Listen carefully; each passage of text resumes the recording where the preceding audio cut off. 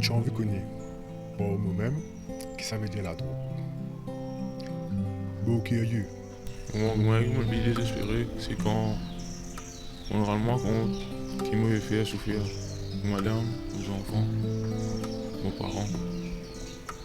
On n'a pas mérite souffrance qui m'a payé obligé de vivre. On n'a pas mérite ça. C'est pour ça que j'ai décidé une dernière fois, pas pour rentrer. là, être victime. ई सब आदमी जोन आज लाधोग के शिकार होल हवन जा उ लोग के कोनो न कोनो पारिवारिक समस्या बा। यही से हमनी के कर्तव्य है उ लोग के सहायता करे के। En fait, ça commence par camarades. Vos camarades, j'ai moi, écoute ça là. Et là, ben de reconnaître, quitter ça. Et là, moi, essayé. Moi, essayé. En fait, ça premier bon, c'est que vous gagnez là. Pas pour gagner encore ça. Et là, moi, essayé un deuxième jour, un troisième jour, fini. Comment nous dire, tout me donne rien. Pas vraiment facile. Pour le client lui-même. ई सब बहुत ही मुश्किल समय है पाशवा खातिर और उ परिवार खातिर, खासकर अगर उ लोग के शादी होल बा और उ परिवार में बच्चा बा या फिर घर में बूढ़ा माँ बाप बा। कठोर समय रहेला।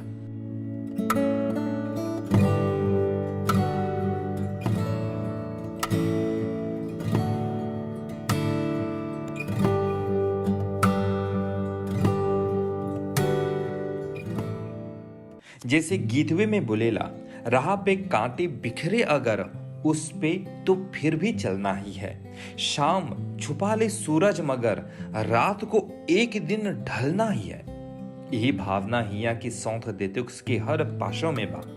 दू बरिस से लुपिताल मायबू में इस सौंथ उन लोग के बुलावे लंजा जो लाधोक के शिकार होल हवन जा।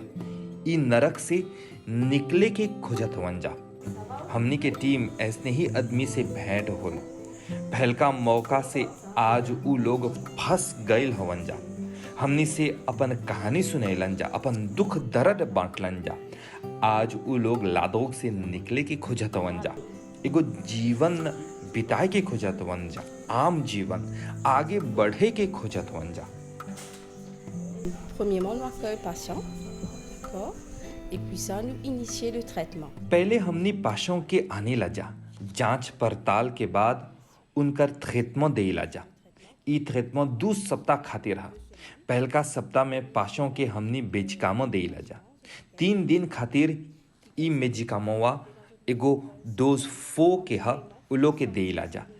फिर धीरे धीरे हमनी उ डोज के कमती करे लजा, जेकर से पाशों के विथड्रोवल सिम्टम्स नहीं होएला। फिर दूसर सप्ताह पाशों के थ्रेतमों में कोनो लाधोग नहीं रहेला। इस सप्ताह के दौरान पाशों के रिहैबिलिटेशन पर काम करी लजा। ढेर पाशों के उत्साहवे बढ़ जाला दूसर सप्ताह में। Là, je reste dans un état de sans aucun drug, c'est-à-dire de drug free. Là, je commence à réhabiliter un petit peu.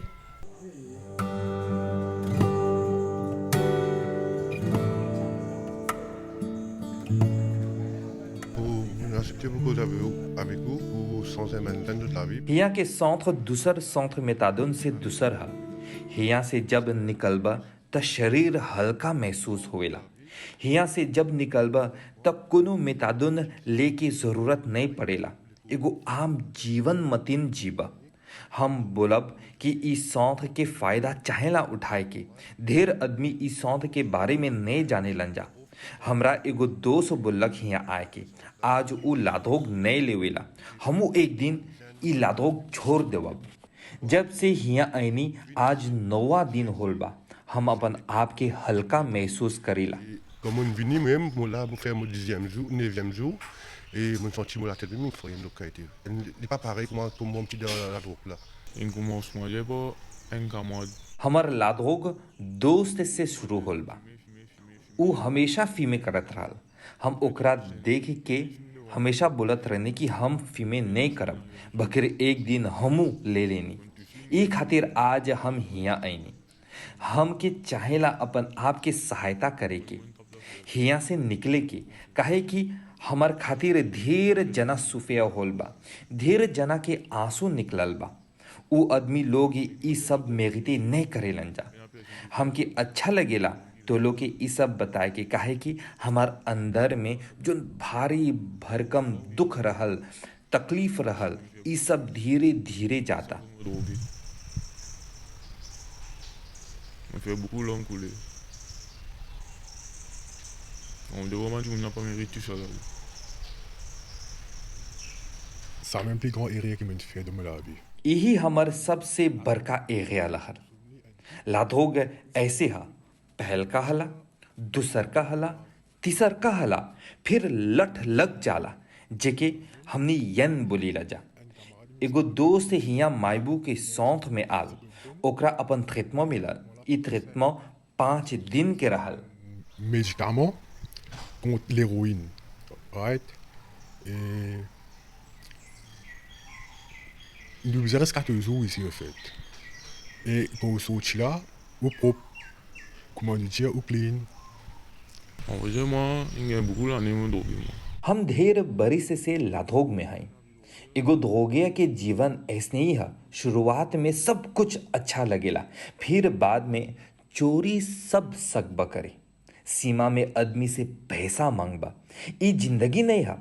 आज जे लाधोग में नहीं रहती त आज हमार एगो घर रहत, एगो गाड़ी रहत, ढेर चीज रहत। हमार समय और उ पैसा सब बर्बाद होल। हिया ई सौंथ में शुरुआत कठिन रहल, फिर धीरे धीरे हिया के दूसर आदमी से दोस्ती होल। ढेर हिया आल, फिर शुरुआत में ही चल गए। मुश्किल रहल, लेकिन जितना जना रहल उ सब से हौसला बढ़ल। Une crème en amitié. Moi, on veut dire vraiment l'amitié faux. Quand on rentrait à la salle là, tu plein du monde. Tous les jours, nous étions du monde aller, pas fait cartini, téléphone de parents, une chaise. Mais quand c'était du monde qui nous restait, nous connaissons comment soutenir nos camarades. Nous ressemblons à un soldat, faux.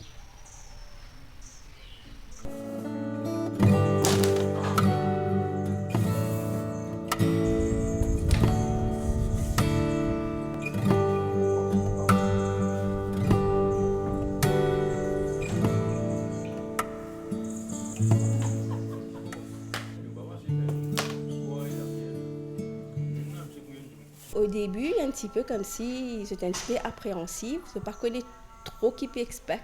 शुरुआत में उ लोग खातिर मुश्किल रहेला, काहे कि उ लोग नहीं जाने लंजा कि आगे कैसे होई। बस थ्रेत्मों के बारे में जाने लंजा, इस सौंथ के बारे में जाने लंजा, लेकिन कौन प्रकार के थ्रेत्मों होई ई सब नहीं जाने लंजा। फिर धीरे हमनी उ लोग के थ्रेत्मों के बारे में बताइला जा। उ लोग के विथड्रोवल सिम्टम्स से डर लगेला, लेकिन हिया विथड्रोवल सिम्टम्स नहीं रहेला, फिर सब आराम से होवेला। Les pour facile, les pour premier lieu, là, je finis par accepter comment ça se fait. Quand on peut sortir ici, pendant 14 jours, on paraît tout ça donc même du tout. हिया 14 दिन के बाद लाधोगुए नहीं लेबा। हिया medicine सब मिलेला कई महीना खातिर, फिर लाधोगुए छूबा नहीं, एकर बारे में बातवे नहीं करबा, फिर से एगो आम जीवन बितेबा। मेतादोन सब नहीं लेबा। On pourrait retourner à l'escouche était avant là, on sent tout bien, on pas boire méthanone, toujours pas à galoper à prendre méthanone, c'est par là. Profite ça ensemble. Dès que je suis sortie, je tenais une review qui je te faire, c'est-à-dire un rendez-vous qui je gagne dans un lieu respectif, dans l'hôpital respectif. जैसे ही पाशों हिया से निकले लंजा, ता ओलो के एगो rendez-vous मिलेला अपन लोपिताल में। हुआ ओलो के फिर से देखिला जा, ओलो के मेजिकामो दे बावया देला जा, एगो suivi करेला जा, तेस संगे होवेला। Et puis ça nous fait un test sanguin pour suivre. Oui, je ne vais pas rester comme ça, maman. Non, non. Là, nous les communes, quoi, sans ici, nous leur était gros à tout. Nous pas cause même du tout. जब शरीर में बदलाव होएला त लाधोगुए के बारे में नहीं बतेबा। हमनी के एगो नवा अनुभव होएला शरीर में। सच में आज 9 दिन होल बा, हमनी लाधोगुए के बारे में बात नहीं करने जा। अपन आप के आईना में जे देखबा त अच्छा महसूस होएला। Tout dégraté d'autres. Au rire du neuf, comme le neuf, c'est neuf. Ah oui, c'est vrai. Au début, c'est que ça, pratiquement chaque seconde. सच में शुरुआत में वो लोग खाली लाधोक के बारे में बात करे लंजा, फिर ट्रीटमेंट के बाद वो लोग के जुबान से लाधोगुए नहीं आवेला। वो लोग निमन से खा लंजा, निमन से सुते लंजा, खुश रहे लंजा। Grosseur, je mangeais très bien, je commence à dormir, etc. Puis je trapis par la suite. Au retour de la case, famille का गेटू तो हुई उन सौजी जब घरे जैबा तब परिवार वे तो लोग के देखकर खुशी महसूस होवेला, लेकिन ट्रीटमेंट के बाद लाधोग के नए चहला देखे के, नए चहला छुए के और वो फ्रिक्वेंटेशन के बारे में चहला देखे के कि कौन के फ्रिक्वेंटे करबा कौन के नहीं, ये सब बहुत ही जरूरी है। camarade ça nos camarades ça bien jouer un peu black jouer un peu lourd aussi c'est pas qu'un jouer lourd ou pour chronique ouais vous dites non à camarade bien dire mais non on peut pas jouer lourd dans ce système là. Et moi, mon conseil ban jeunesse, vin faire des tours ici. हम जेनिस के यही बोलब कि जे खोजत हुआ लाधोग से निकले के तो जरूर हिया चहला आए के लाधोग नहीं लिया जा, और उस सबसे जरूरी बात मना चहला करे के नहीं चहला बोले के, और वो दूर चहला रहे के, सतर्क चहला रहे के, सावधान चहला रहे के।